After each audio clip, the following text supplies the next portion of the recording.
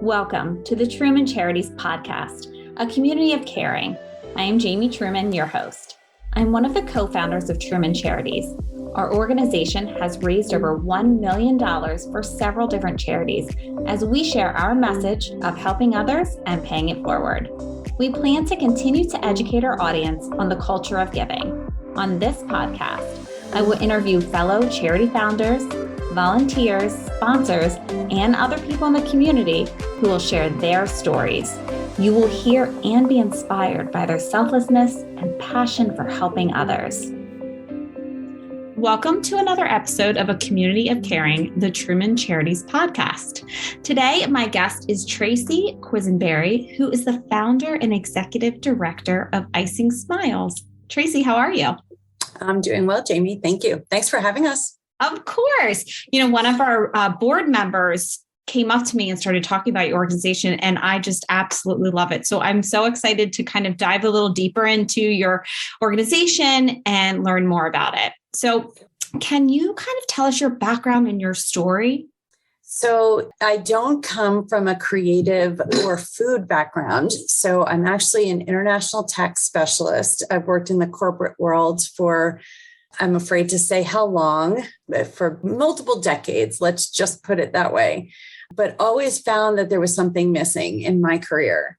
Ended up having 2 premature babies, which gave me kind of a glimpse into the world of critical illness with kids.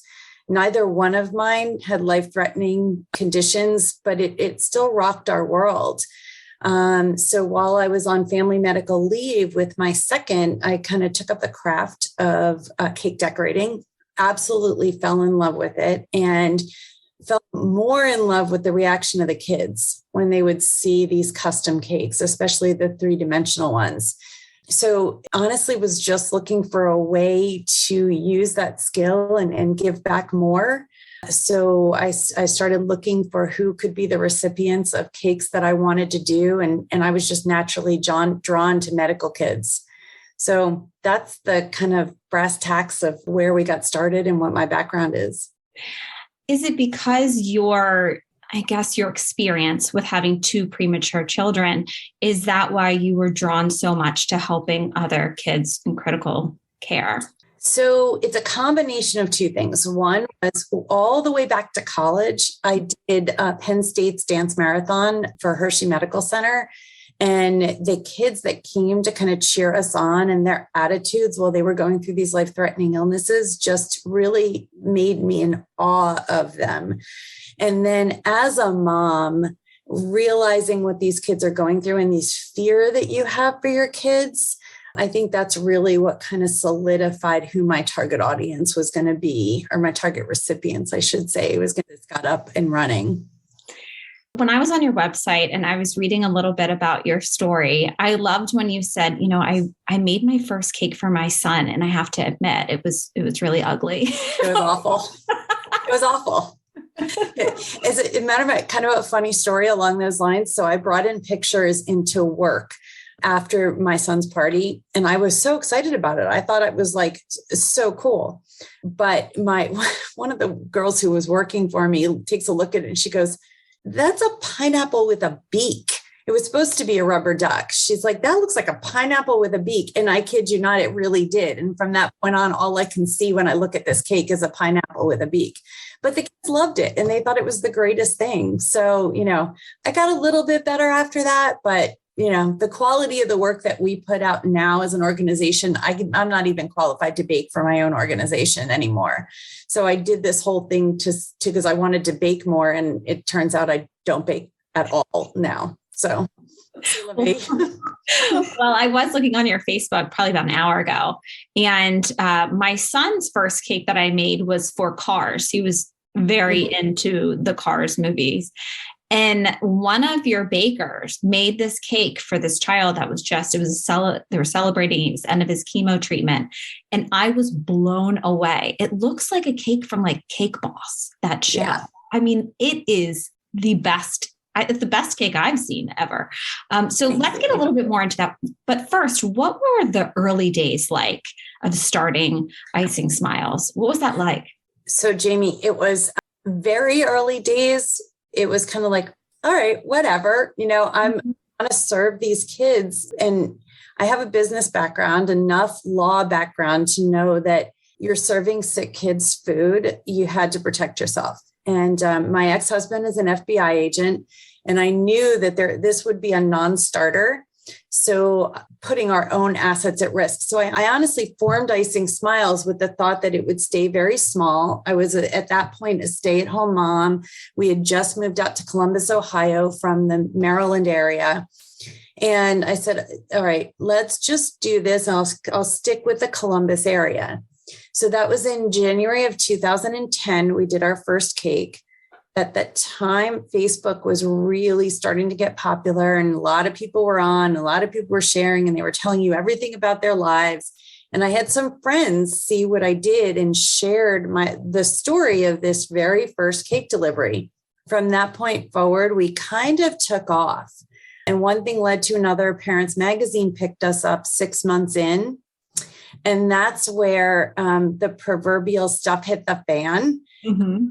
It was June 27th of 2010. And I was at the Columbus Zoo with my kids, and the Parents Magazine blog hit, and I had 400 inquiries on how to volunteer in a 2-hour time frame. So we had some big decisions to make at that point. I didn't really know the nonprofit world very well, and I was looking to stay small with this. And I said, okay, either this goes and I ride the momentum, or we shut it down. And ultimately, clearly, I decided to ride the momentum. And it, for the first 5 to 8 years, it was a complete runaway train of us trying to just catch up and build the infrastructure. I mean, I didn't have a volunteer app or a family application, so it was a challenge. Wow, I can't imagine coming back and seeing 400 emails. Yeah. How did that feel? It was exciting because it was fascinating to feel that I thought the problem was going to be finding people willing to give away their art. I mean, the work that we do, to the point that you made already, the cakes we do are not your grocery store cakes. So you're talking a good 10 hours minimum, upwards of 60 hours. So, those kind of cakes, you're asking a lot of somebody to give them away. And I found the exact opposite. I've got a ton of supply, and we're slowly building the demand and getting our name out there. So it's a wonderful problem to have, but it was a problem, so it was a challenge. Yeah, I actually was on your YouTube, and I watched, you have a video of kind of recapping 2020. Yeah, 2020.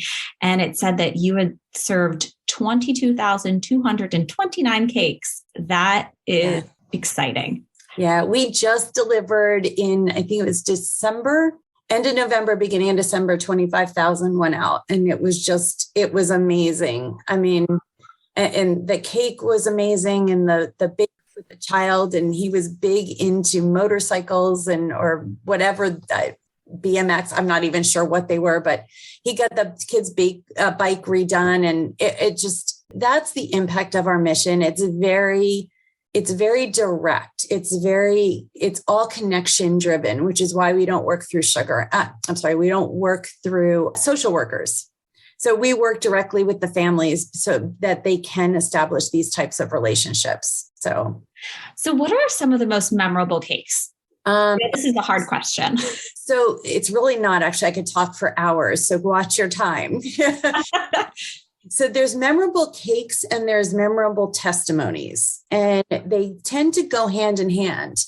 I would say, from a cake perspective, we've had cakes that shoot fire, like fire breathing dragons. It just, that have like these, if it's a NASCAR, it'll pop the gun with the flag, Mm-hmm. I mean, amazing, amazing designs. I like to joke that we're way better than Cake Boss. And he just has the TV following. We've got the talent, and I agree. So amazing artists that commit to this work. And then the testimonies, it doesn't really matter what the cake was. It was the impact on the child. So you can have an amazing design, or you could have just something a little bit better than a grocery store cake. If it has an impact, that's all we care about. So from a testimony perspective, one of my favorites It was a child. It was a rush cake, end of life situation. We delivered the cake on Saturday, and it was a 3-dimensional Diego cake from Dora and Diego. Absolutely to die for cake. Stunning.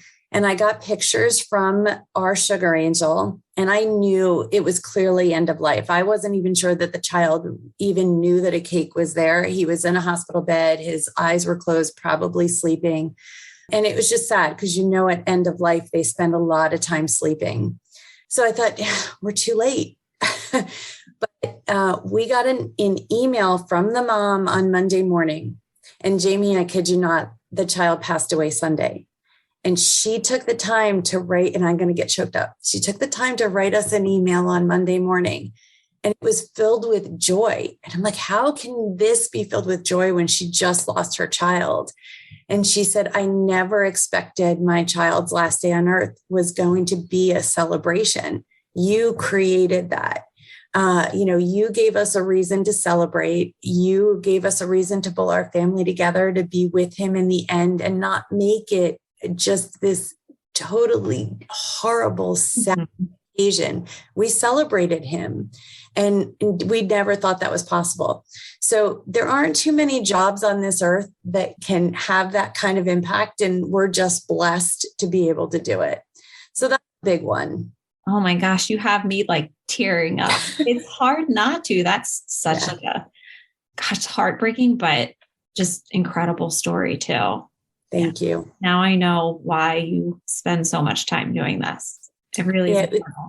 Like I said, I could talk for hours. I mean, there's another one just on another kind of side note, I guess.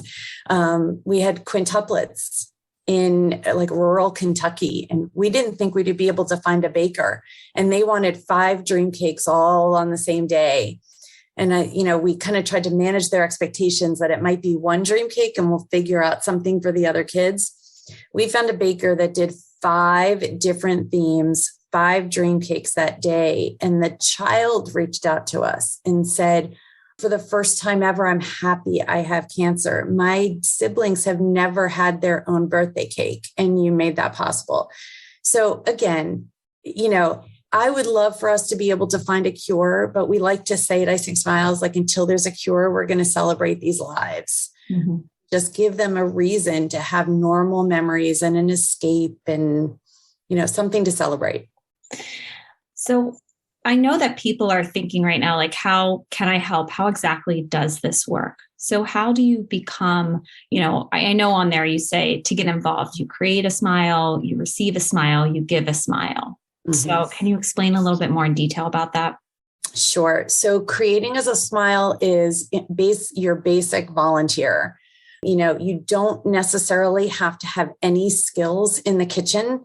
Obviously, we're always needing additional sugar angels because you never know when there is, the child right down the street from you that's in demand. So that's one way. Another way is we have 130 administrative volunteers that are behind the scenes. Everything from our social media, our accounting, our operations, we need volunteers to help us continue to grow. And we're really trying to expand our local outreach. So those boots on the ground, in Bethesda, Maryland, how do we build our base and let people know that we're out there? That's obviously one way, is the hardcore volunteering. Just like every nonprofit, we always need funding. We're doing so much of what we're doing with volunteer resources. And that's where, volunteer resources are hard to rely on for the core operations. So funding is what allows us to get that software that automates our processes, that covers our insurance, that makes it less risky for our volunteers to do what they do. So anyway, there's always the donation and funding side of it where we can always use help. If you're interested in becoming a sugar angel, how do you do that? So there is an application right on our website, and you complete that application. You will be put into our database, which gives you access to all of our newsletters and everything else. And then what happens is, as we get a request from a family, we use a geocoding software that allows us to match the family's location with our volunteers and we match up our volunteers by sending out a call to action. If you can't take that call to action, you simply turn it down and we move on to the next volunteer in your area. When we were talking a little earlier, you were telling me about a really fun event that you have that's going to be on May 19th called the Sugarthon, correct? Yep. Yes. It is. Can you tell me more about it? Absolutely. So we started Sugarthon last year as our first virtual fundraiser. We had been doing balls in different cities. We decided to go virtual and we've chosen to stay with it.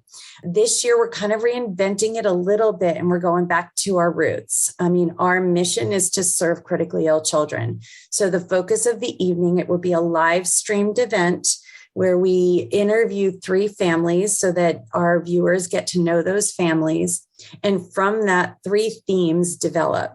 And we take those themes back to bakers that are in studio in our Craftsy Studios in Minnesota. And they will be putting together what we call a mashup of those 3 themes. They will each do a cake that somehow has to incorporate those 3 themes. And it will be streamed live over a 2-hour period.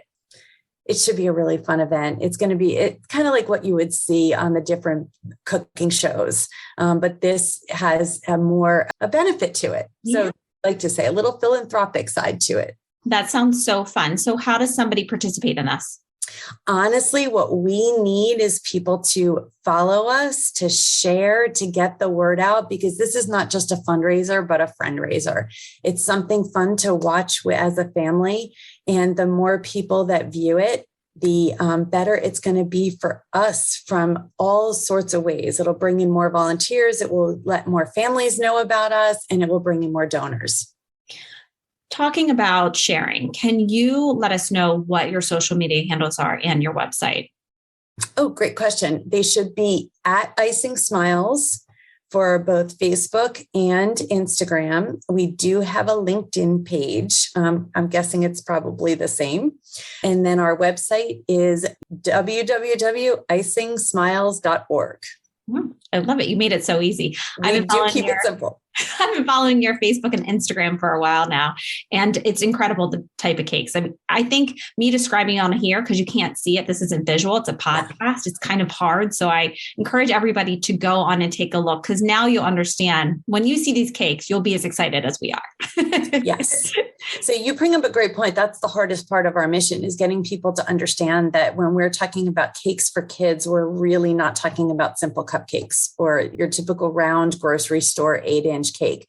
We're talking about works of art. Mm-hmm. So thank you for bringing that up. You're spot on, but that's the hardest part of what we do. It is very visual. Absolutely.